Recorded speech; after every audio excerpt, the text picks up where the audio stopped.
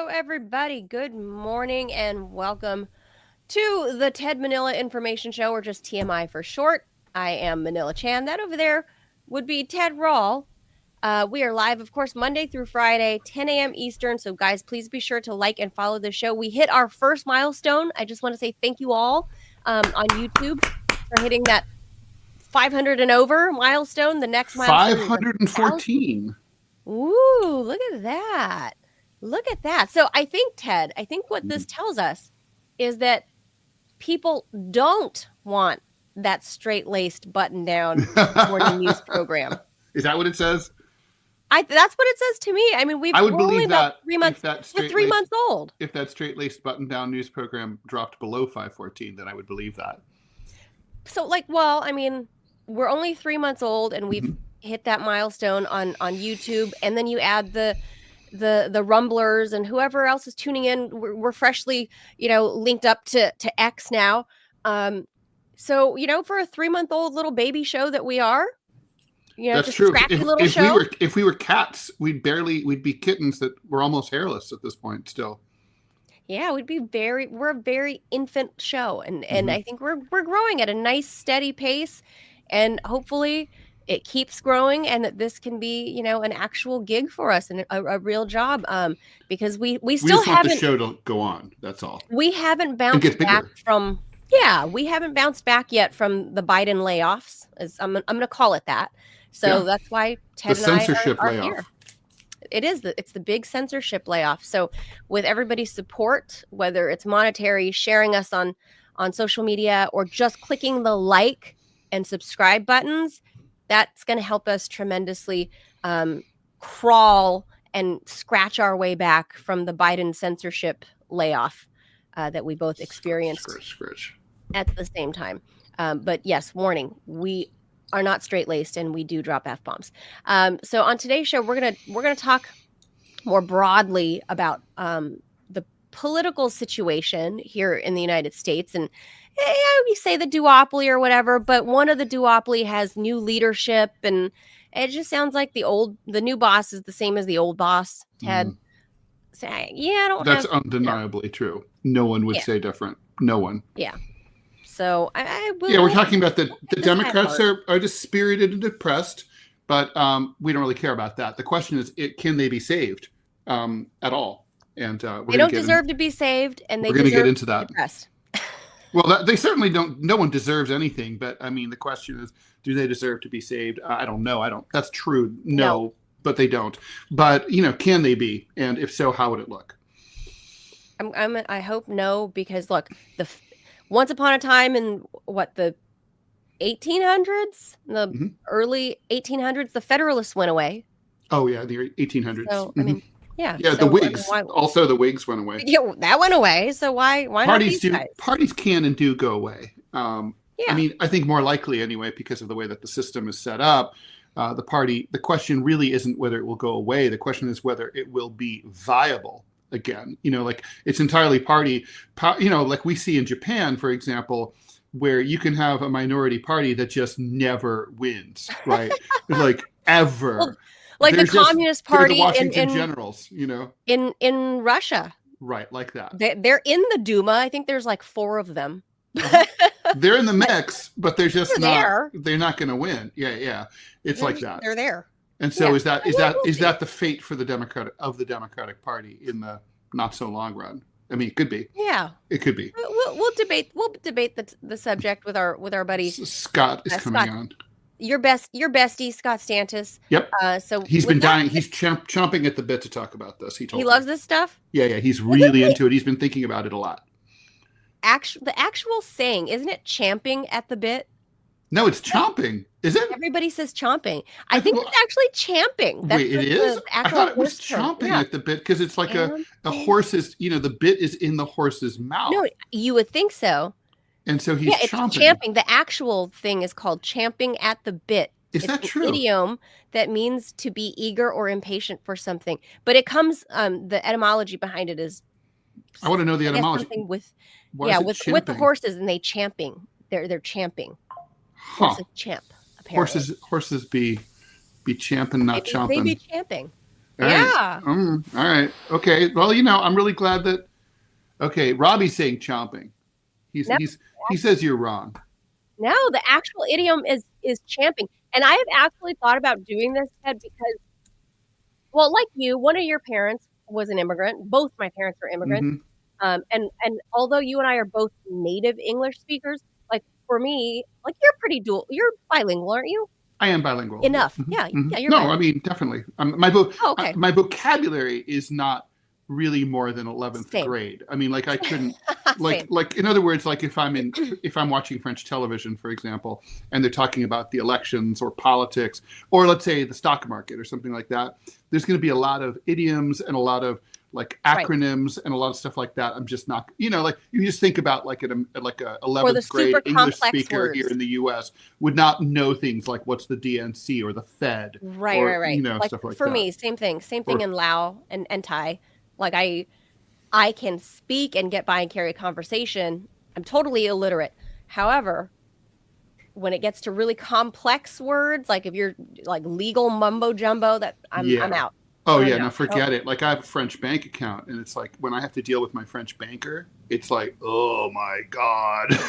All I can say is thank God for Google Translate. Thank God for that. I'm like, est-ce que vous pouvez écrire tout ça? Can you write all this? And then I just like cut and paste it. Oh, see, you're cheating. Yes. So for me, because I grew up in a bilingual household, I didn't hear, because my parents were not native speakers, obviously, and not even from a Western language, like a Germanic language, right?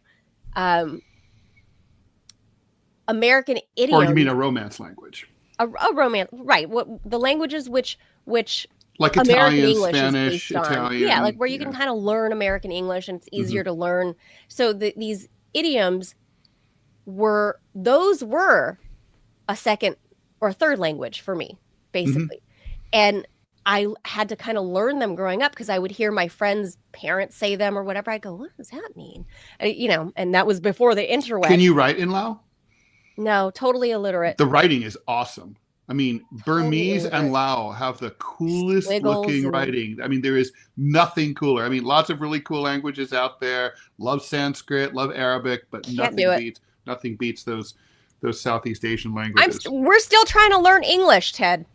You and I both, apparently, as bilingual children. So yeah, that's my whole point, is that I actually thought like, hey, I should do like a daily English idiom for, on Red Note.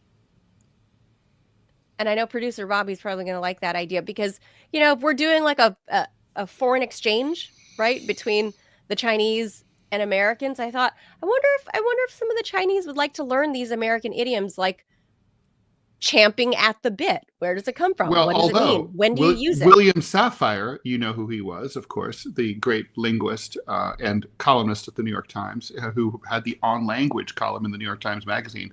According to NPR, he weighed in on this champing versus chomping matter back in the 1980s. He came in at chomping. He said to spell it champing when most people would say chomping is to slavishly follow outdated dictionary preferences. Manila Chan. Yeah, that's. So are you into following outdated dictionary preferences? Yes, because it's champing. Because I think it's a horse thing. I have to look into it more, but that's my debate. And it's something from. What do they call that? From people that do Ted. What do what? Do horse stuff. Equestrians. Equestrians. It's the equestrian I was going to say language. Not people who like do horses. That's a different thing. Yeah. Wow, that's a different. Yeah. I mean, they're kind of equestrians. They're like super equestrians. They're like too equestrian. They're way too equestrian. They're illegally equestrian. Did you know that I was reading that this is such a problem that even out in remote areas, people have to have like who have forces. They have to have motion detectors, cameras, and lamps in their barns, and they have to lock everything up carefully because perverts be sneaking in and getting busy with like Bessie or whatever her name is. No.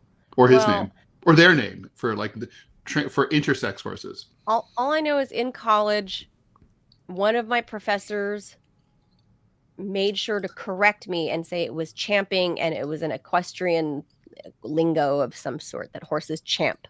Right. That they. Well, no, clearly that is the original old school way to say it. So depends. So, yeah. All right. With that, let's head to some headline news, shall we? Because this really wasn't news, but it is weird and interesting.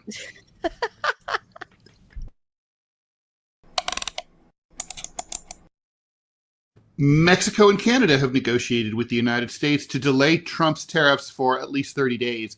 In separate announcements on social media, both countries' leaders announced plans to say that they will fortify their borders with the United States to try to keep fentanyl and other bad hombres from coming in.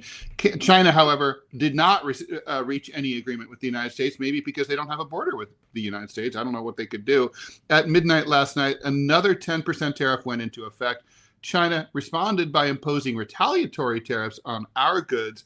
This is a 15% tariff on coal and liquefied natural gas, and 10% on crude oil, agricultural machinery, and some cars and trucks. Meanwhile, by agreeing to a deal, Canada and Mexico have given Trump what he wanted. That, according to Business Insider's Catherine Lee and Huiling Tan. Mexican President Claudia Sheinbaum says that Mexico will send 10,000 of its National Guardsmen up to the U.S. border to try to keep drugs from coming into the U.S. Meanwhile, Canadian Prime Minister Justin Trudeau said it was reinforcing the border with new choppers, technology, and personnel, and they're going to blow $1.3 billion on this crap. Both leaders specifically referenced stopping the drug fentanyl, which Trump previously highlighted as part of his motivation behind the tariffs. Despite the theatrics, the delay of tariffs on Mexico and Canada validates the long-held belief that the trade plans were merely a negotiation tactic or gambit. Many on Wall Street view the tariffs as a way of trying to get better trade terms, and maybe this really just was about fentanyl. I mean, with Donald Trump, no one really ever knows what's going on in his mind, right? It's the madman theory. You know about the madman theory. Yeah. Well, for Trudeau to, I mean, 1.3 billion for Trudeau to cough up as he's on his way. It ain't nothing. That's not insignificant as he's on his way out, which I think true. Is also kind of weird, right? Like, although you could I feel argue like he's on his way out, so he doesn't care. But so he's like, fuck it. It's like, whatever. Okay. Yeah. That's true too. But, I would be pissed if I was a voter in Canada, if I was Mike what's his last name? Deanda from yesterday. Oh, Deatter, Mike Deatter. If I was Mike Deatter, think of the snake, the adder that Cleopatra used to kill herself. So if I was Mike, I'd be less calm today to find out that the prime minister just decided, yeah, okay, Donald, I'll give you $1.3 billion worth of soldiers at the border. Mm-hmm. When honestly, there's not really much of a problem going on there. No, there are a few illegals that come through from the northern border, and there's a lot more illegals coming from the United States into Canada across that border. They should worry about us. Right. People actually die. Like, more than anything, I think their northern border patrol needs to look for the migrants or whatever. The migrants who are going to die. They transit through the U.S. often and then continue on into Canada. And again, they die in the snow. They look horrible. Out for people freezing to death. Not fucking fentanyl. Fentanyl's getting eaten by wolves in the north. Like, that's the shit. Like, bears and wolves and shit, and just freezing all of Robbie's neighbors. Yeah. Yeah. Basically, producer Robbie's like, yeah, that's my backyard. Those are my pets. But to be fair to Mexico, I mean, and about Mexico rather, coming from a southern border state, I will say, and I have sources that have told me some stuff from the mean streets of LA, that China often uses Mexico as the back door to bring in the raw materials for fentanyl and stuff. That is known. So that is a known thing. So and again, I have sources that I trust. I'm not verifying, obviously, because I'm not there, but these are sources I've known for a very long time that have tentacles into the drug trade. We'll say the illicit pharmaceuticals. Your friends are scoundrels. They are drug dealers and users. Just say it. So, and by the way, law enforcement. And if they have that kind of money, tell them to support the show. They're not law enforcement. I'll say that. Right. I won't divulge. They're on the other team, maybe. I won't divulge, but they are not law enforcement, and they can confirm to me how easy it is to bring this across the southern border, just cruising back up to Southern California. Yep. Not a problem. And that's where, more than anything, Trump needs to, push on this lady, Claudia Sheinbaum, and not so much like lay off Justin Trudeau. No, I'm no fan of Justin Trudeau, but really the problem is come on, you love his blackface gambit at the party. So sexy. I mean, he is age appropriate. If I were single, I'd be like, his father was Fidel Castro, such a coxman. Pierre Trudeau. Yeah, he was like Fidel Castro. Maybe, but not really. But Pierre Trudeau, his father, was like he was definitely a gunslinger of the old school, and he was able to, he dated. Didn't he date like Anne Margaret and stuff like that? I mean, he was like really, if memory serves. I mean, he was a star of the 70s, like kind of like big swinging dick, no question. Yeah. I don't know. All I know is Justin is a dork. Yeah, he was like the apple a theater arts nerd. Fallen off the tree, rolled down the hill, fallen into the subway, gotten hit by the subway. He's like a big cleaned up by a homeless dork. guy. Yeah. He's a big pansy dork that probably can't change his own tire. He started out like with a lot of, there was a lot of promise. I remember like 10 years ago, people were like, I feel like his wife Justin would Trudeau. change the tire. Yeah, a lot of when his marriage fell apart, it's like she cut off his dick. He basically look. I feel like she got his penis in the settlement. That's what happened. Oh, I'm fairly sure you're right on that. Just like Mayor De Blasio and his wife, weird divorce, same time. She got the penis too. I just never fell for this guy's antics. He doesn't do it for me. But in the world of politics, just like people here say AOC is hot. It's because we're looking at the world of politics. And honestly, she's not ugly by any means. No, she's not. She's not hot. I mean, she's I'd say she's like average. But the thing about, look at the pool of people. Her voice, oh my God. That's terrible. Voice is super important to me. I mean, she's terrible. I could never really be with anyone with an annoying voice right? She's kind of high pitched. Can you imagine if she is. I mean, can you imagine like waking up next to that and she's telling you to change the kitty litter or whatever? Like, Anyway, but that's this is Justin Trudeau. Like I said, for world leaders, I guess that's why women were fawning over him 10 years ago, and then they got to know him. Getting to know you. We got to know him, and we're like, oh, you're a douchebag. Like, but people we're on headline.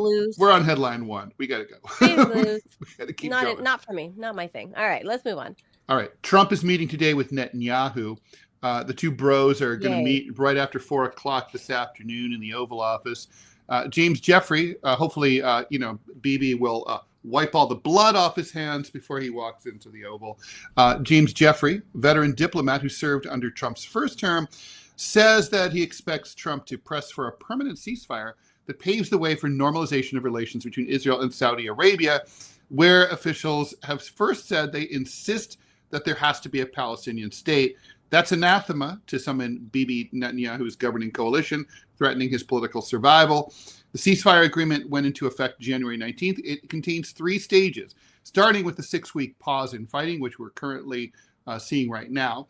As part of the first phase, Hamas was expected to release 33 out of the 98 hostages that still are remaining in exchange for the release of hundreds of Palestinians in Israeli detention. One big asterisk here, we don't know how many of those hostages are actually alive. Apparently it counts if they release your corpse. Netanyahu will also be listening closely to better understand Trump's position on Iran. Israel is reportedly considering a military strike against Iranian nuclear facilities. I guess Iran doesn't listen to the show or read the New York Times or read the news. They don't really know this is coming. So everybody, shh. Despite some of it in his own party previously voicing support for Israel's military retaliation, Trump hasn't been as direct. Asked if he would support such a thing, Trump said on January 23rd he wasn't going to answer, adding that it would be really nice if that could be worked out without having to go that further step. So Trump obviously doesn't want to see that. His instincts are generally against escalation, against militarism, whenever possible. He's willing to do it, but it's not his first go-to. I would agree. I think, and so we'll see what happens there. I think he's obviously going to look.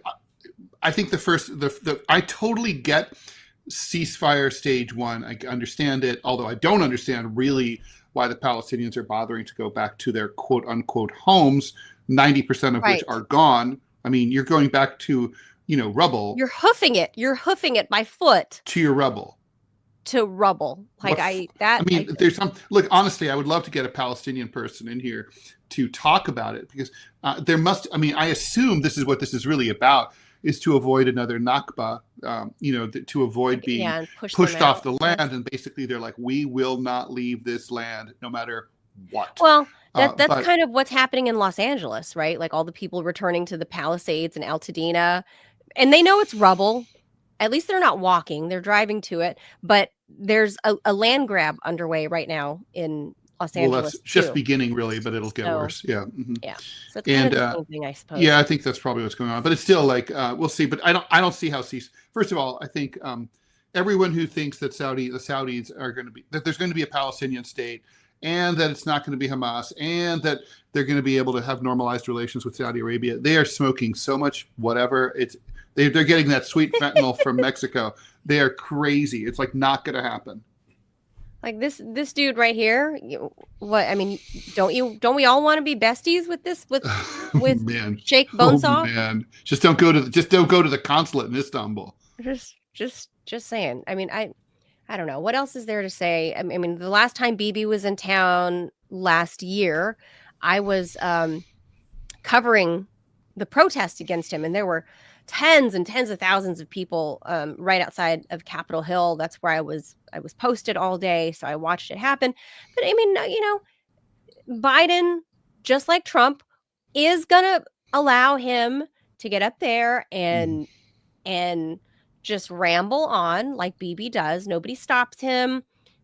He made comparisons, not to say that October 7 wasn't a horrible thing for them, right? I mean, horrible shit happened. But for them to compare that to Pearl Harbor or 9/11, for Bibi to do that, that was kind of like, come on, bro. Like, that's hyperbole much. And then, everybody here in the U.S. is inside the halls of the Capitol. They were all clapping and cheering, and then tens and tens of thousands of people were outside protesting. So it's going to be the same thing over and over. I'm just thankful that I'm not outside in the freezing cold of 38 degrees today. Yeah, that's not. To have to cover that's not that cold. Yeah, I know. But I'm a wuss. I'm from California. I fare better in the climate where Sheikh Bonesaw is from, because and you used to live there. I used to live there, so I know I fare better. I'm made for that weather. Well, it's dry. Anyway, that's the only thing I have to say about it. I think it's a wretched part of the world. It's yuck. All right, let's go on to the next one before Scott gets in here. All right, let's do that.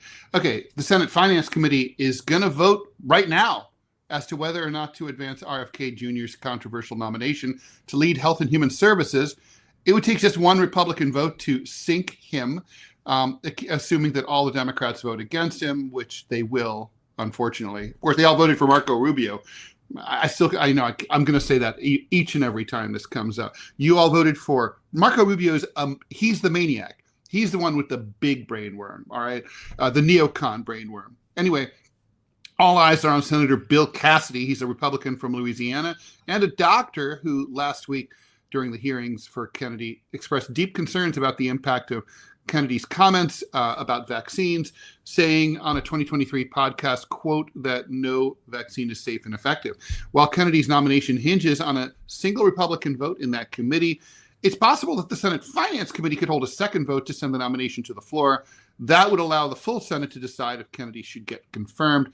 If he fails to get that support, there are two other options. The panel could report his nomination out of committee unfavorably or without a recommendation, although that too would require a majority vote. Or John Thune, who's the majority leader of the U.S. Senate, could try to advance his nomination on the floor, but that would require 60 votes, which Republicans are not going to get because they would need a lot of Democrats to help out. Mm-hmm. Trump says that he called senators who have concerns about Kennedy. J.D. Vance has also quietly been lobbying senators to line up behind Kennedy. Of course, the vice president is also the Speaker of the Senate, so he is going to be casting.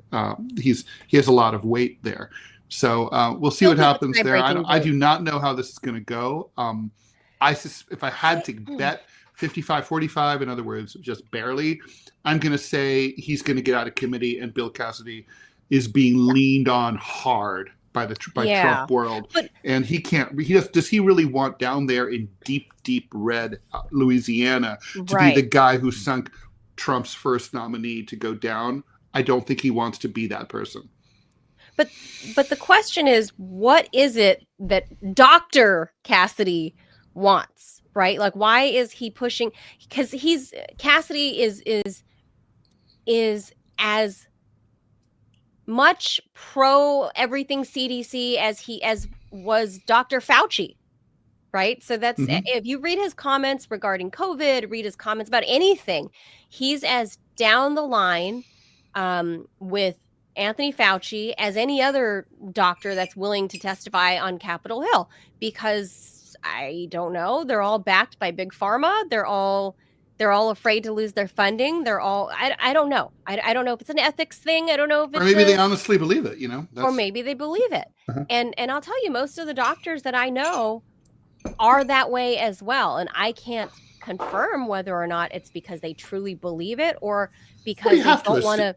They don't want to malign the industry that they're in, is some of the, the reasoning that I can drudge up in my head. But what is it that Dr. Cassidy wants? Like, why is he pushing against? This is not about what Dr. Cassidy wants. This is about how Dr. Cassidy can be pressured by the Trumpies to just shut up and go along. You don't think it's something that what they're going to say is they're going to say, you know what they're going to say? They're going to say, look, you're just a committee guy. Let the Senate vote.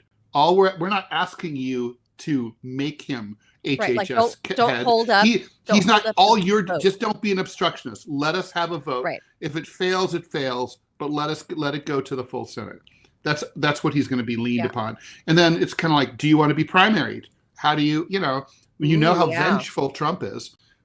So that's it. I think that'll be it. I think and in the end, either he really, if he votes no, I mean, I guess you'll have to say, for whatever reason, that's a badass move, but it'll be dangerous for him. Yeah, I think it'll get on the wrong side of the Trump agenda, and no question, deep. Yeah, I mean, basically, he'll be the Joe Manchin of the GOP. Yeah. All right. An international panel of 14 neonatal and pediatric specialists raised grave doubts about the evidence used to convict the British nurse Lucy Letby. If you remember this, she was found guilty 2 years ago of murdering 7 babies at the hospital where she worked. In a dramatic news conference in London, the chair of the panel, Dr. Shu Lee, a neonatologist from Canada, said that an extensive independent review that he chaired found no evidence whatsoever that the nurse Letby had murdered or attempted to murder any of the babies in her care. He also highlighted damning findings pointing to serious errors in medical care at the unit where the deaths occurred and to chronic failings in the management of neonatal conditions. He said that some of those deaths were preventable. Our conclusion was that there was no medical evidence to support malfeasance causing injury in any of the 17 cases at the trial, Dr. Lee said. In summary, we did not find any murders. The review is significant because it was carried out by some of the most prestigious and respected neonatal and pediatric specialists on Earth. The experts were allowed to access all of the available medical records related to the babies, and they delivered their assessment pro bono. The panel underlined the serious pre-existing conditions of some of the babies, and in several cases, the specialists found significant errors in the treatment or care of the kids. Ms. Letby, 35 years old, was sentenced to what the Brits call a whole life order in 2023, meaning that there's no chance for parole. She would spend the rest of her life in prison after being convicted of killing 7 babies and attempting to murder 7 more at the neonatal unit of the Countess of Chester Hospital in northwestern England in 2015 and 2016. She has always maintained her innocence, and now that appears to be true, and yet she remains in prison. I did not follow that case. I just remember it was a reading huge deal, killer nurse and all that. Yeah, I remember the headlines, but I didn't look too far into it. It's just egregious sounding with so many. So I don't know. There are a lot of questions that you need to pose to whatever the British medical system is called. There's what do they call it? The NHS. NHS, the NHS. National Health Service. Because there seems to be an increasing rate of baby deaths there, as well as, not that long ago, the whole AIDS blood transfusion story broke not that long ago, a couple years ago, right? And that the NHS knew about it. And so, as Dr. Shu says, that he found no wrongdoing or whatever. And maybe the case deserves to be looked at again. Well, clearly, and maybe there was a miscarriage of justice, Well, clearly it needs to be looked at again. I mean, there's no question about that.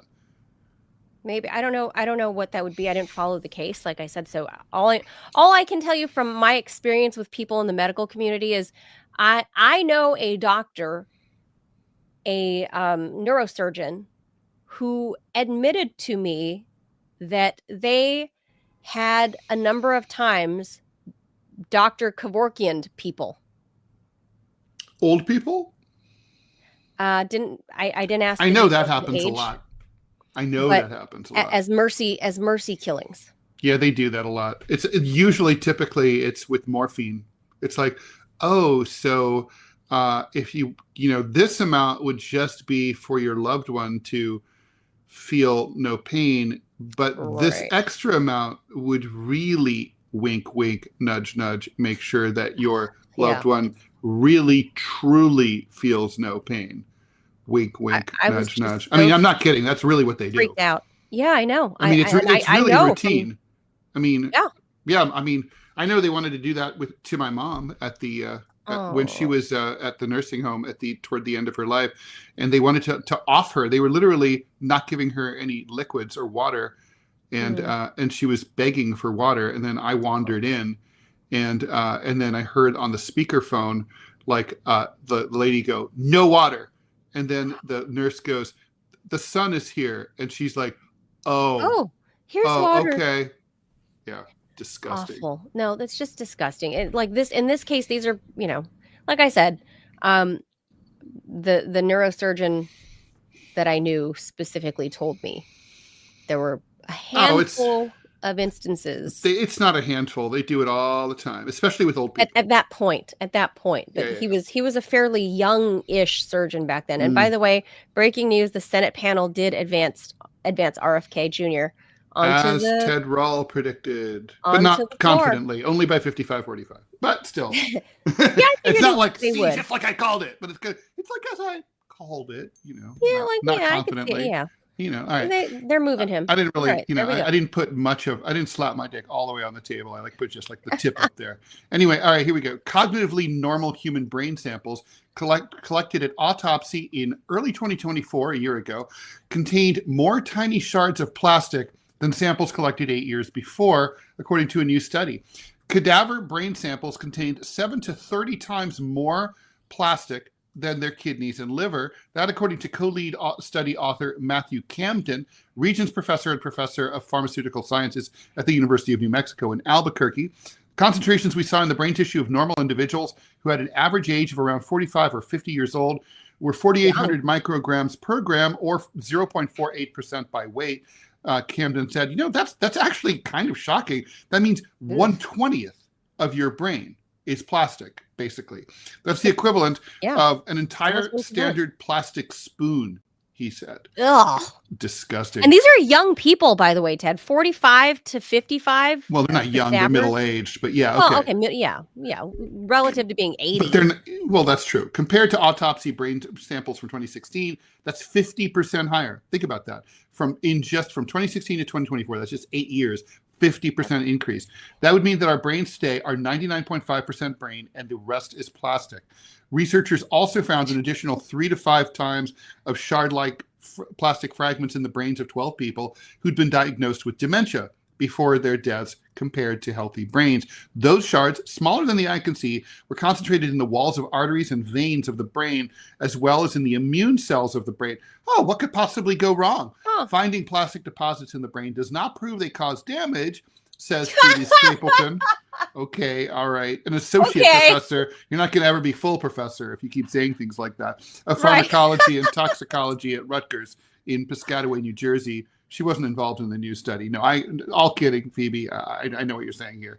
By invading individual cells and tissues in major organs, nanoplastics can potentially interrupt cellular processes and deposit endocrine disrupting chemicals like bisphenols. I don't know how to pronounce this. Phthalates, P-H-T. Oh, phthalates. Phthalates. Okay, there you go. Flame retardants, heavy metals, and per and polyfluorinated substances, or PFAS. So, PFAS, obviously they make the frogs gay. I'm not good at biology, and I'm also, but I think anyone can obviously see this is not good for us. Yeah, for them to say, for that associate professor, whatever she was, to say, well, it's inconclusive. No, she just said it doesn't prove that it's bad for you. Point taken. And what that is like what she's saying. What she's saying is, hey, we need more funding for another study. Yes, and I get what she's saying. I will take that call if you call. Get what she's saying, but I think we can all agree, without having a PhD in any of this stuff, I think we can all safely conclude that microplastics and nanoplastics have no place in the human body, much less in your brain, and that it probably plays a role in cognitive decline and getting Alzheimer's and Parkinson's disease. Just saying, I'm going to put that out there. I barely got through getting a bachelor's degree, much less a PhD and becoming an MD. So but I think there's some common sense there, and some of the legwork that's been done. Maybe. I don't think plastics belong in the human body. That's kind of going out there on a limb, Jan. Yeah. I think so. I am. Right, let's jaws this shit. Let's do it. I dare. You dare.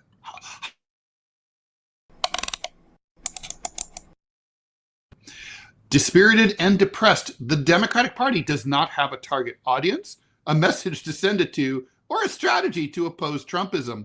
Highlighting their dismal situation, new ideas were notably missing at a recent election for new DNC chair, where party insiders insisted that Biden and Harris actually ran great campaigns that failed to get their great message across to the voters, and that nothing should fundamentally change. Meanwhile, Trump's MAGA Republicans are manic and energized, running roughshod over institutional and constitutional norms and capturing our national attention.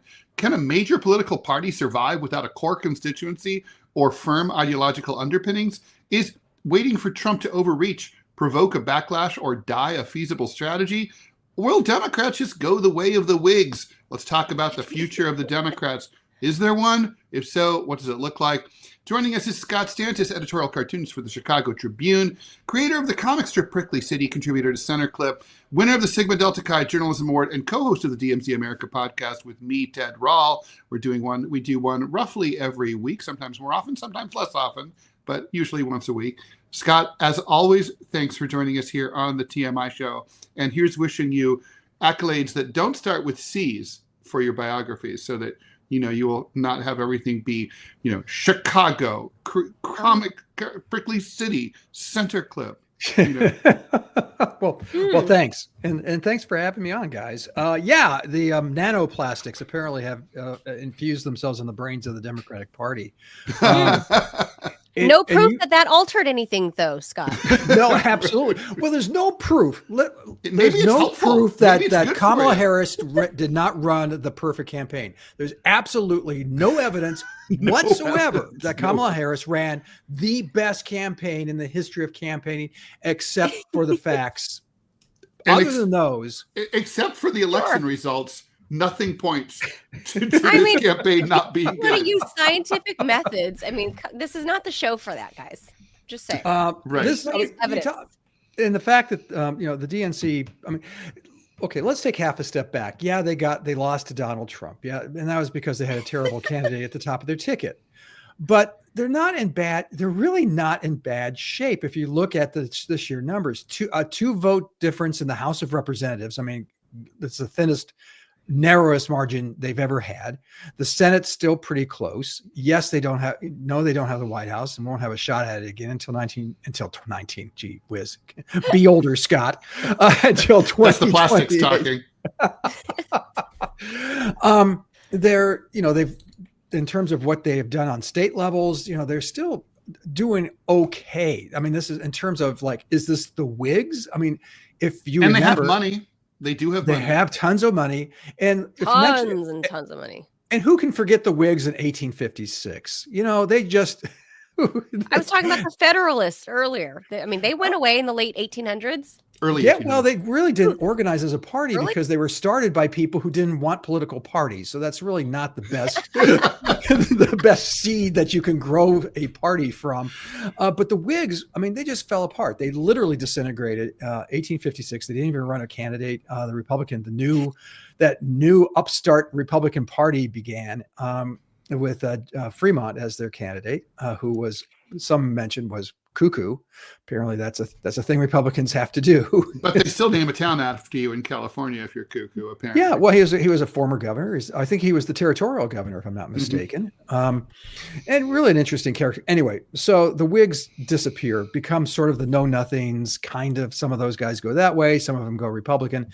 But are the Democrats at that stage? I just don't see that. Although I got to tell you, the Ken Martin, who's the new head of the DNC, headed up the Minnesota Democratic Party, which is probably, what would you guys say, the easiest job in America?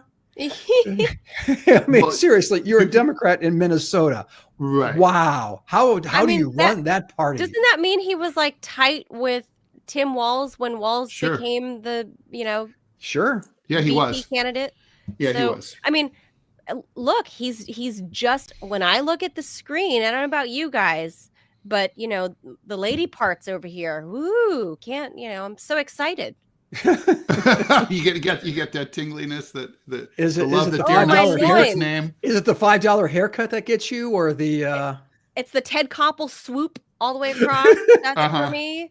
It's the ill-fitting blue suit. It's all of that. Just, absolutely. But and now the thing is, demeanor. So here's the thing, right? But now here's the thing. By their own account, Scott, the Democrats say, we don't have a message.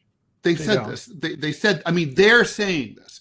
And they're saying they're not really sure how to reach out to the working class, or even if they should even bother to try. Some of them are saying, those guys are gone. We need to find another constituency.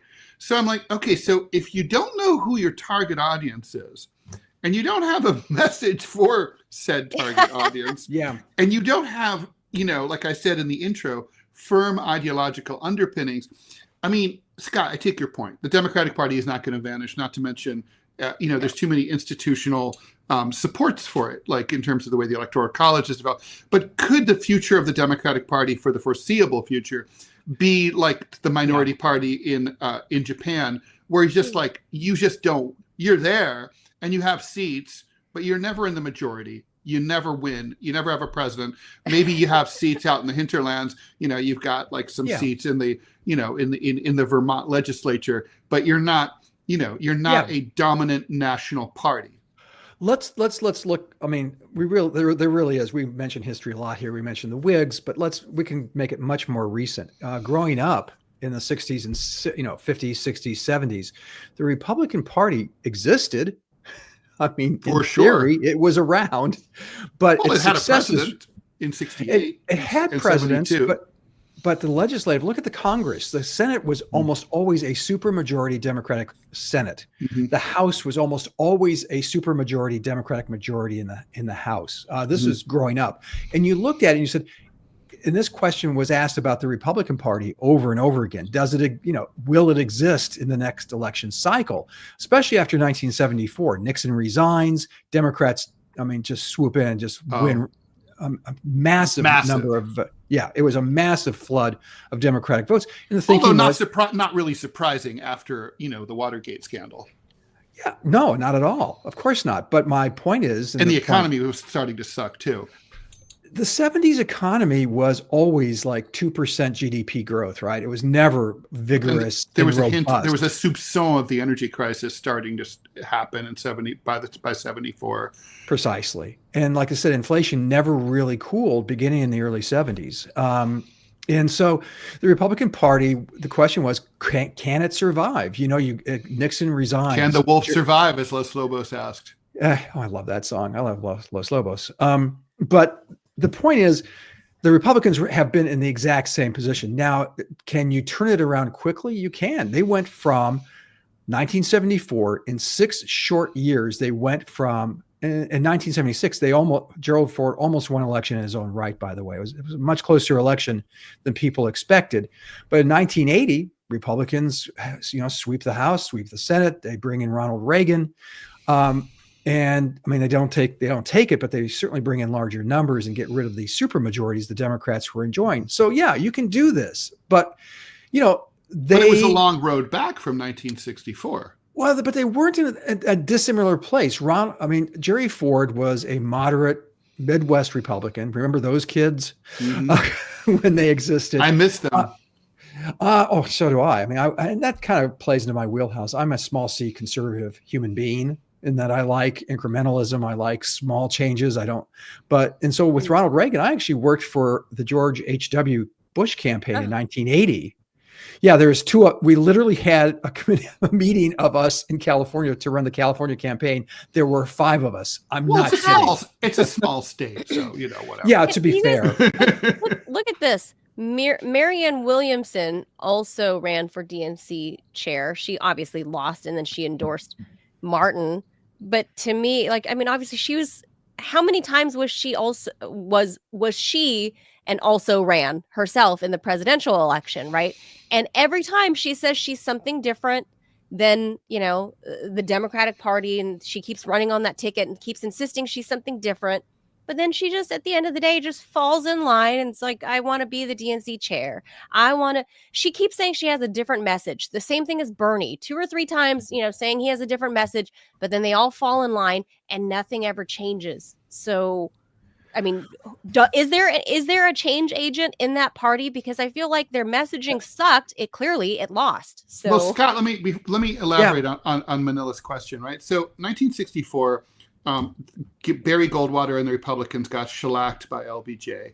Obviously LBJ had the wind at his sails. He hadn't gotten into Vietnam yet into any significant degree.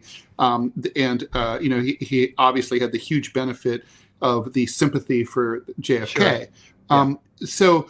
That said, did the Republican Party, did they really realize, oh shit, the lore is they realized we've got to buckle down, we've got to take over the country from grassroots and take over school boards and state legislatures and slowly build our brand back up? That's the lore.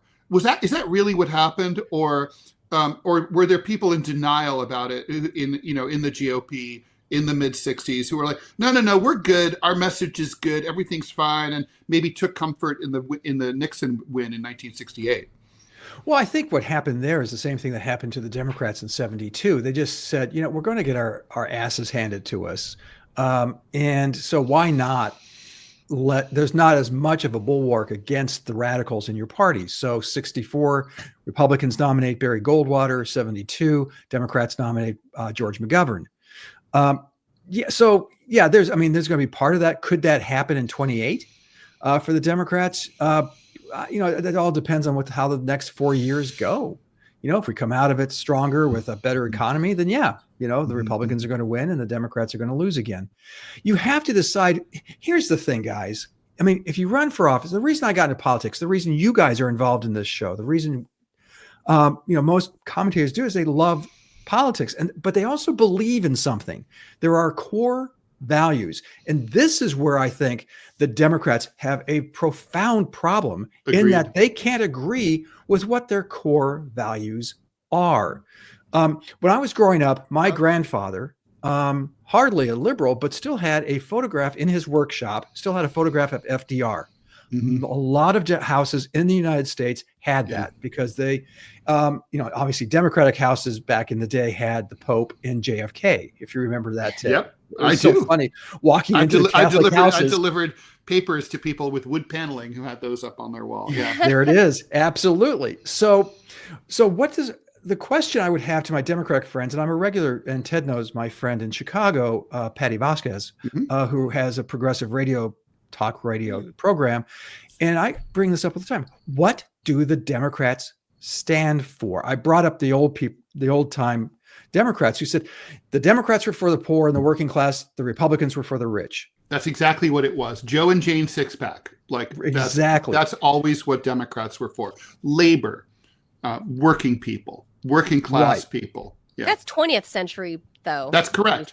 And after the Industrial Revolution. And now I know you were slagging Bernie there, but Bernie did have a correct analysis of what has happened here to the Democratic Party in the Clinton, Bill Clinton, and then his wife. He never stands against it.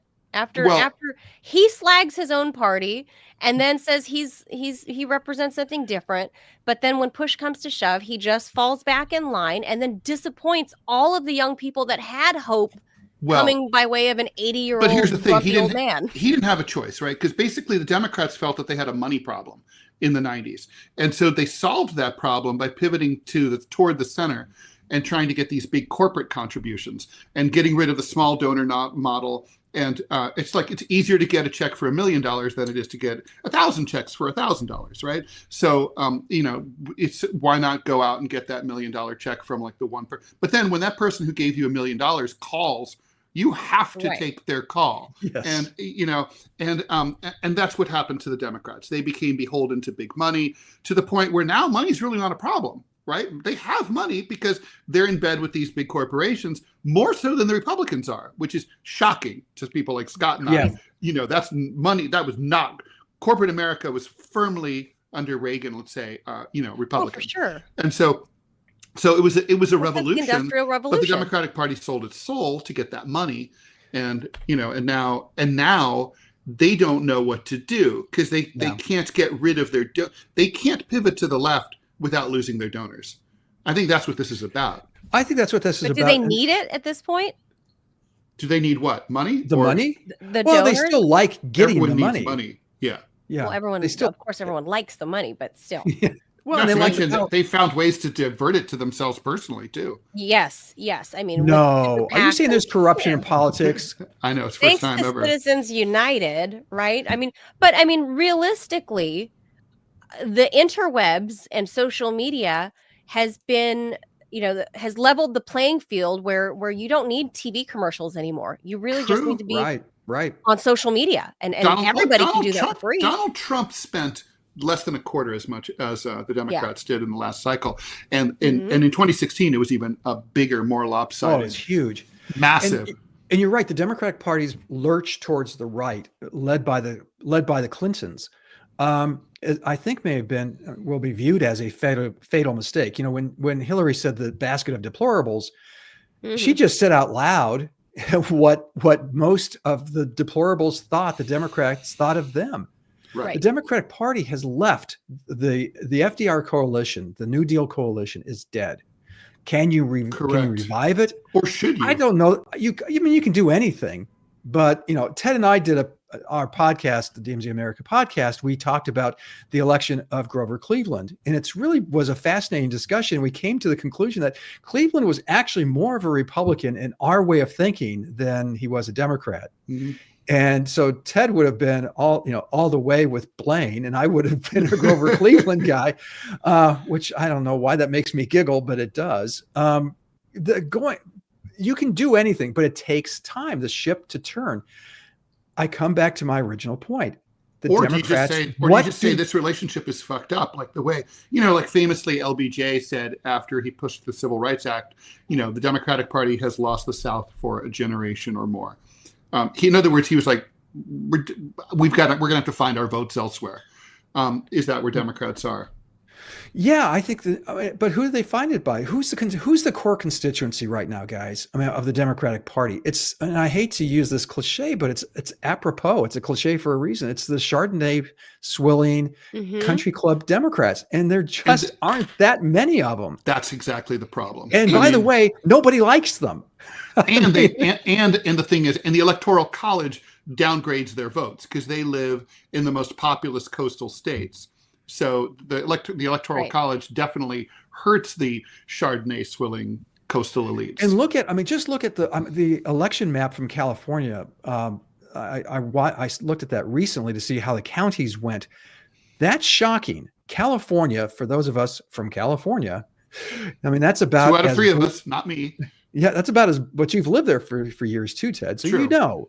That's the bluest of blue states. But you look at the county maps. Anything I coast. would argue that that's not true. I would say it's not bluest of blue state, Vermont. Okay, Massachusetts. Okay. It is not as blue as people think. The High Sierras are big conservative. Red pockets. Yeah, I mean the for a long time San Diego was Republican. Orange County was a bedrock of Republicans. Yeah, Orange County still is. Orange County's changing. It's purple. But what shocked me about this map and the farm areas. And even San Francisco had a Republican former police chief as mayor, so it can, and in California has when people have had enough of the bullshittery, they will vote to actually get some level of sanity in there. But my point was that even in California, any county off the coast they were red. It was really, I'd never seen, and I worked in California politics in the 70s, which that did not used in to be early the case. 80s. No. This was not the case by a long shot. And now, so coming back again to no one can answer this. Let me tell a very quick story. During the past election, a friend of mine, high-ranking Democratic operative, I've mentioned this to Ted several times, gave me a call out of the blue just to shoot the breeze about a month before the election. And he talked, and we talked about this and that and the other thing. But the most telling thing he said was when we were talking about Kamala, he says, I still don't know how she will govern. This was a month before the election, and a guy who was close friends with the Bidens, with all the Democrats across the country. This is someone who's steeped in this stuff deeper, maybe even than us, who didn't know how Kamala Harris would govern. And I think that's a common perception of Americans today of the Democratic Party. I don't know what I'm going to get. They have to find 2, 3, 4 issues that define them.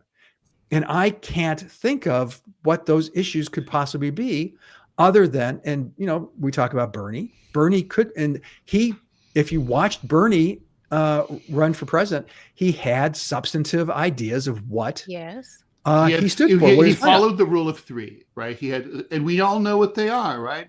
$15 an hour minimum wage, which frankly is too low now, because he started this a long time ago. 10 years ago. A long time ago. And then also the student loan forgiveness and Medicare for all. I mean, we can, and I'm not going to get into the merits of them, but the point is that the fact that we know them meant he was an effective bumper sticker candidate. Yes. And they don't have that. They don't have that anymore. Not. And they're not going to find it in Ken Martin. He's not going to galvanize the young people. He's not going to excite the youngsters. He's just not. I don't know where the young people go with. I mean, sure, they're stuck with the blue, right? With the blue team. But I would argue. Wait, they are what? Well, because there's just no alternative. If you believe in, if you care about, trans stuff and abortion and whatever. But I would argue that the new cool young people have wafted over to the Republican side because of the, we have discussed this, like the manosphere and male, these like bro influencers on the Trump side. I agree with that. So you're seeing a lot of young men going that way. And, when you see young, buff, young men head over somewhere, who soon follows? Cute, young, attractive girls start following that way too, because cute young girls like good-looking, buff young men, and that's how you start.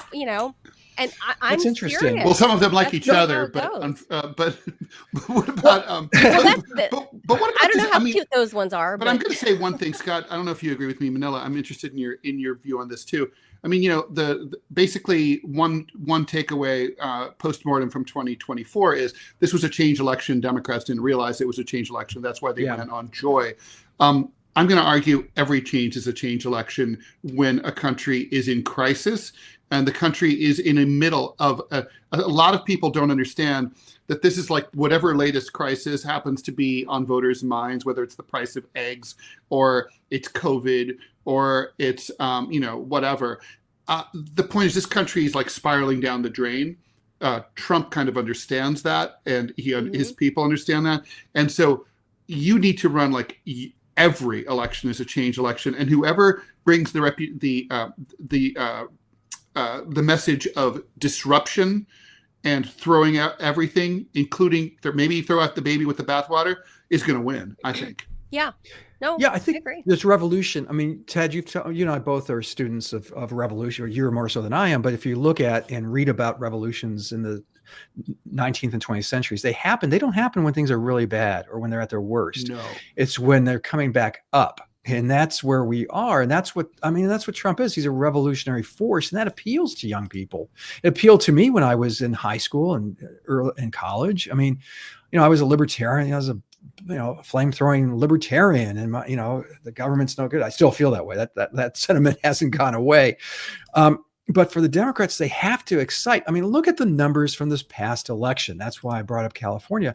7 to 11, I don't think the number as high as Ted quotes is 20 million, but it certainly is between 7 and 11 million voters, fewer Democratic voters voted in 24 than in 2020. That's massive. That's how more than enough to make the difference, right? And that's how young people vote. They don't vote. They largely, in large numbers, do not vote. You have to excite them and get them. And here's the thing: saying we're not Trump is clearly not the selling point they think it is. It's just not enough. And clearly, I mean, when you have Donald Trump actually winning the majority of the vote, doing very well in the Electoral College. They're looking at that going, oh, okay, this is mainstream. You may not like it. There are elements of it I clearly don't like. That doesn't matter. It's successful. And the Democrats are just wallowing and not saying anything. I mean, I would love to look at them and say, wow, that's a real alternative, but it's not, other than we're not Trump and we won't be a rubber stamp for Trump. Is that enough? I don't believe that it is. You have to tell me what you believe in. And so far, they appear to be a rubber stamp for Trump. They voted unanimously for Marco Rubio. Well, but look, guys, is this going to be the gateway to hell? No, the gateway to the third parties, fourth parties, fifth parties. Is this where we break the duopoly because of the Democratic Party's ineptitude in recognizing their own fallibility and they're them being so full of themselves because their coffers are full, right? They think because their coffers are full that people want to buy the bullshit that they're selling, and that's not true. That's just simply, I mean, they as a party were roundly rejected in November. It'd be one thing if they won the popular vote, but they didn't do that either, right? So is this then now finally an opening that voters around the country, especially the next go around, people that are now 18 today that couldn't vote, in November because they just turned 18, they'll be young adults the next go around. They'll be in their early 20s. Is this the perfect window for the young people to look at the third party, the fourth party? It has been. It's been since 2016 when you had, the rise of Jill Stein was performing well in the polls, and especially Gary Johnson, the Libertarian candidate, was performing very well until the Hillary campaign, turned its evil eye of Sauron on them and destroyed their campaigns and destroying herself as well. I believe it has been the libertarian moment for years. Ted and I have talked about, endlessly about third parties. Is this the time to rise of the third party? And I think in terms of younger Democratic voters, I believe the Green Party, if it rose and showed itself to be a serious party, very much like the Libertarian Party, whenever it has that position, to do something, always like shows itself to be bat crap crazy. It's that's the moment they tend to run around. I don't know, Scott. I like cheese. Even Cornel West was not able to make it work inside the Green Party in the last cycle, and he said they were too crazy for him. Okay. Too crazy. Oh God. He did say that. This is so, and I love Dr. West. Don't get me wrong. I love Dr. I really West. Do. Good vibes. Yeah, he's great. He's a really excellent person. But I mean, I look. Here's the thing. I think there's two main subjects there, right? There's the question of can people get past the two-party trap and vote third party? I don't think so now. I used to think that they could. Really? It's very clear that the propaganda has been so effective over the years that we're no longer in a place where people, like the most recent time it really happened in any serious number was under Ross Perot in 1992, who got almost 20% of the vote. We're not going to see that anymore. I mean, because everybody's been convinced that they're wasting their vote if they don't vote for the winner. I just came across a fascinating study, Scott, that I was meaning to mention to you, and I'll send you the link. It's a white paper. It's about the bandwagon effect in politics. Apparently, if the polls show, all things being even, if polls show that candidate A is more likely to win than candidate B, 6% of the electorate will switch over and support candidate A. So people want to vote for the winner. And it goes further than that. People who will switch from B to A, they will do that even if they prefer candidate B and they agree with candidate B's policies more, because they think it's better for the country to be all on the same page. So there's the bandwagon effect is a major thing in electoral politics. I'll send it to you. It's really interesting. It's enough to shift granular. So, sure. 6% is a lot. 5 or 6% in America. That's enough to shift. Yeah, I mean, think about it. I mean, so if 6% of vote moves, that can create a 12% differential, right? So that's massive. Well, look, since RFK, and I'll make this our last issue or topic on the matter, then we'll call it a day. One more thing I wanted to say, but go ahead. Oh, tied to this? Go ahead. Well, I just want to say, so I don't think that I think, Scott, tell me what you think about this. I think that if there is hope, as Orwell would say in 1984, it lies with the proles. If there's hope, it's going to be a top-down thing where a segment of the Democratic leadership, they decide we can't play like the progressives say we can't play with the corporatists, or vice versa. The corporatists say we can't play with the progressives, and they decide to break away and create a new formation and split the party entirely. I think that can work. That's the only possibility. Is if they just say we're taking our half of that billions of dollars that we have, and then the voters will follow them, because we don't have bottom-up politics in the U.S. We have top-down politics. What I was going to interject and say was about RFK Jr., given that he's just passed the Senate hurdle to go to the floor, but when he was running as a Democrat originally to challenge Biden, right, 2 years ago or 2.5 years ago.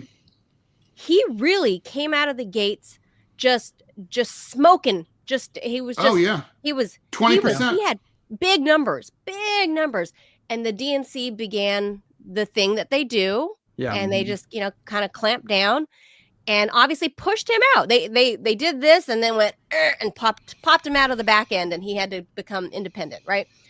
They forced him out of the party, but I think that within those people that identify as Democrats, I think that strong showing for him so early on shows that there is, to Ted's point, what he's saying here, that there is a fracture within the Democratic side, and that there are people that really want to break free, but not be a Republican and not be a libertarian and not be a crazy green.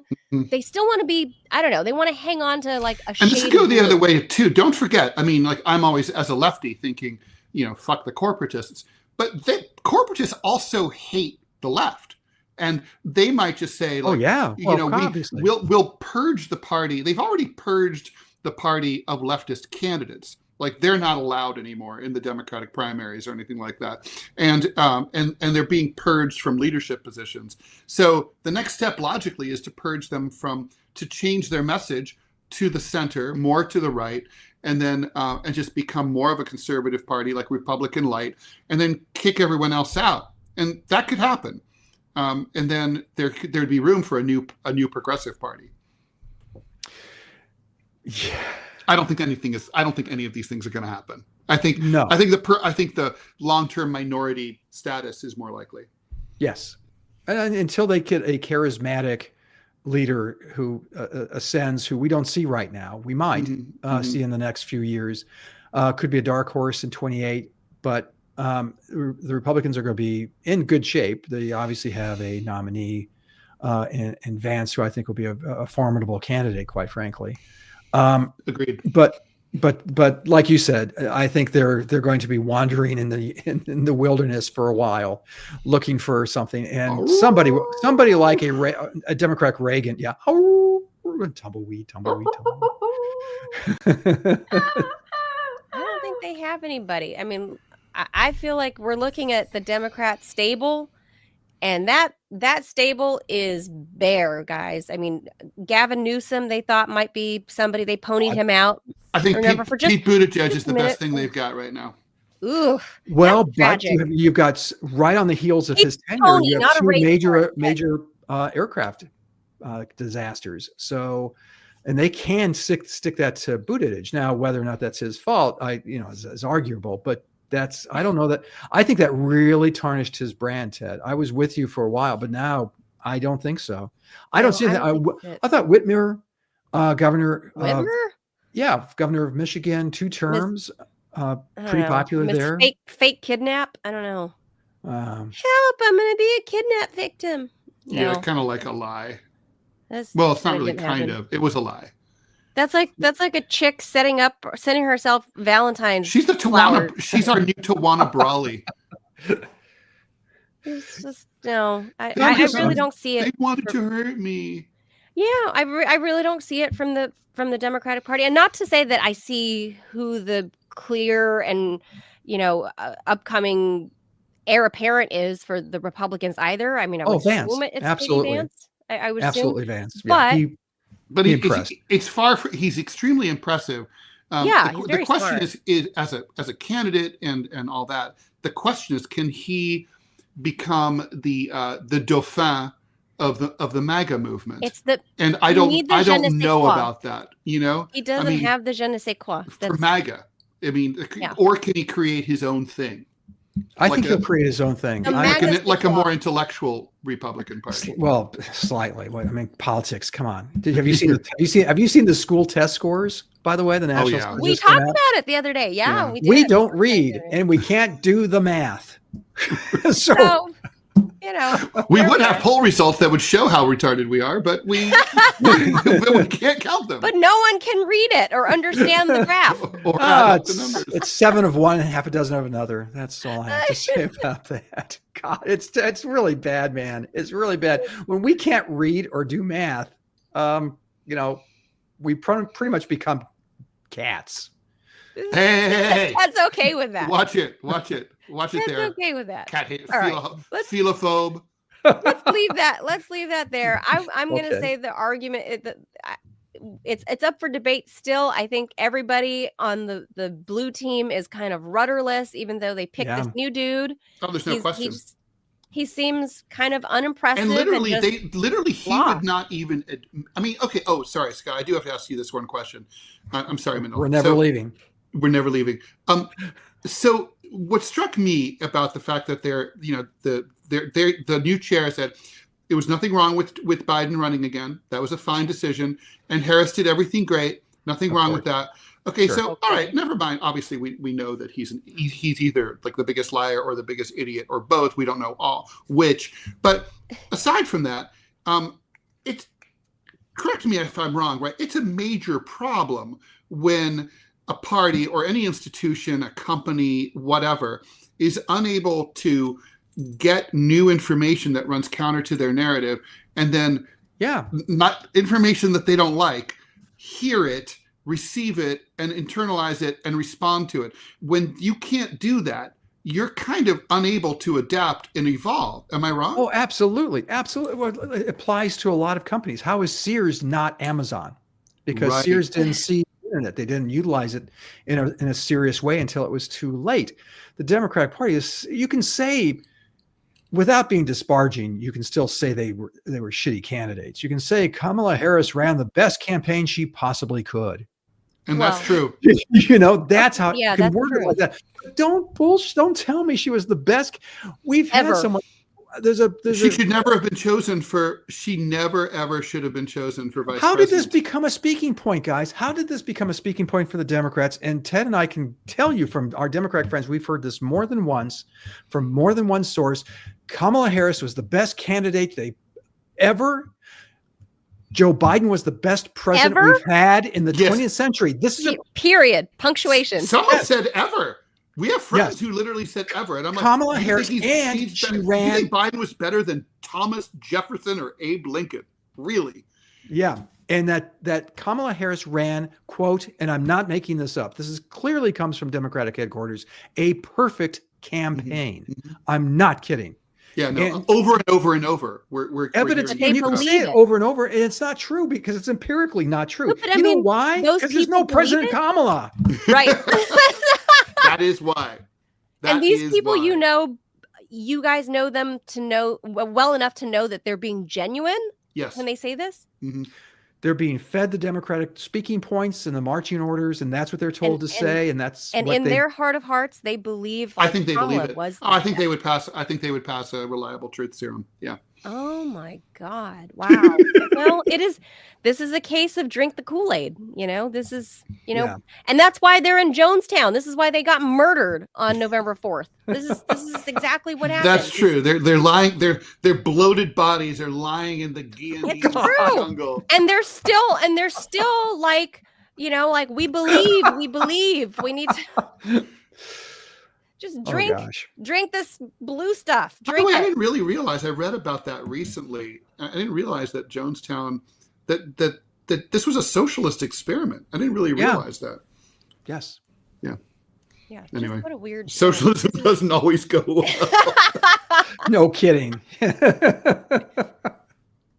Scott, always fun having you Thanks, on guys. because it's not only smart, but we get to laugh and because we know you. So, of course, Scott Stantis is a cartoonist for the Chicago Tribune.